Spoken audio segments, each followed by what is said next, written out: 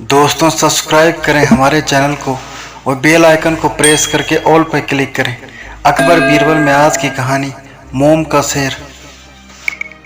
सालों पहले की बात है जब राजा एक दूसरे को पैगाम के साथ ही कुछ पहेलियां भी भेजा करते थे।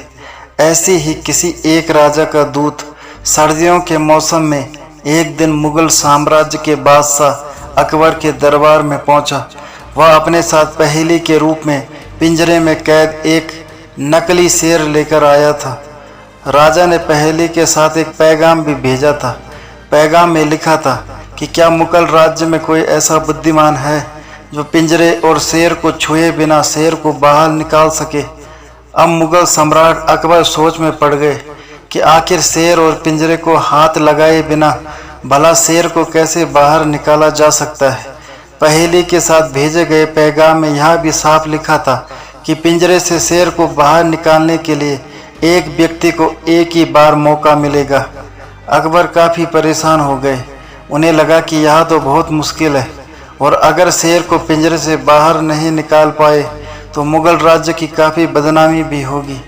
ये सब सोचते सोचते उन्होंने दरबार में मौजूद सभी की तरफ देखते हुए पूछा, है कोई जो इस पहेली को सुलझा सके। लेकिन हर कोई इसी सोच में डूबा था कि आखिर यह संभव कैसे हो सकता है। अकबर के पूछने पर जब किसी ने जवाब नहीं दिया तो उन्हें अपने वजीर बीरबल की याद आने लगी जो सभा में मौजूद नहीं थे। उन्होंने तुरंत दरबान को भेजकर बीरबल को दरबार में हाजिर होने का आदेश भिजवाया। लेकिन अफसोस बीरबल किसी सरकारी काम से राज्य से बाहर गए हुए थे। रात भर अकबर इसी सोच में डूबे रहे कि आखिर पहेली को कैसे सुलझाया जाए। दूसरे दिन फिर दरबार लगा लेकिन बीरबल की कुर्सी खाली देखकर अकबर उदास हो गए। बादशाह ने एक बार फिर दरबारियों से पूछा, क्या किसी के पास इस शेर को पिंजरे से बाहर निकालने की कोई तरकीब है।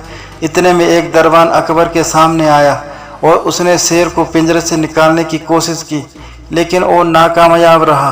दूसरे दरबान ने पहेली को सुलझाने के लिए एक जादूगर को बुलवाया लेकिन वो भी विफल रहा। कोशिश करते करते शाम होने को आई। तभी बीरबल दरबार में पहुंच गए। अकबर को परेशान देखकर बीरबल ने पूछा, क्या बात है सम्राट, आप इतने परेशान क्यों हैं।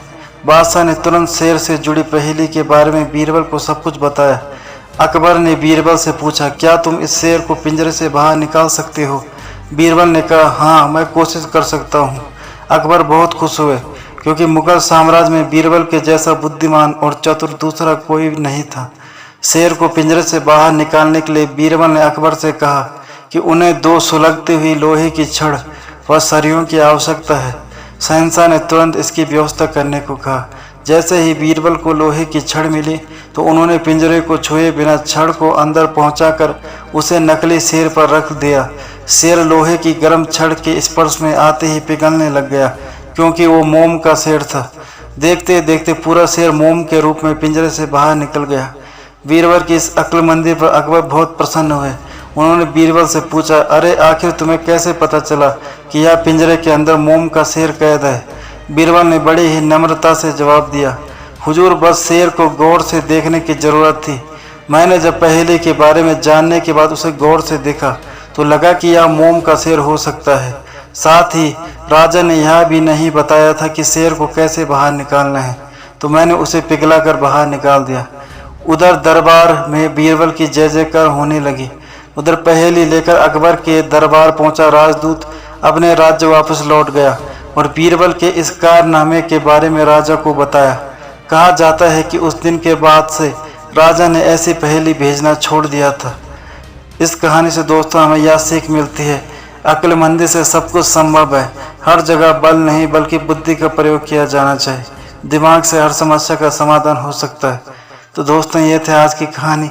उम्मीद करता हूँ आपको कहानी पसंद आई होगी। अगर आपको कहानी पसंद आई है तो चैनल को सब्सक्राइब करें, बेल आइकन को प्रेस करके ऑल पर क्लिक करें, वीडियो को लाइक तथा शेयर करें और हमें सपोर्ट करें। धन्यवाद।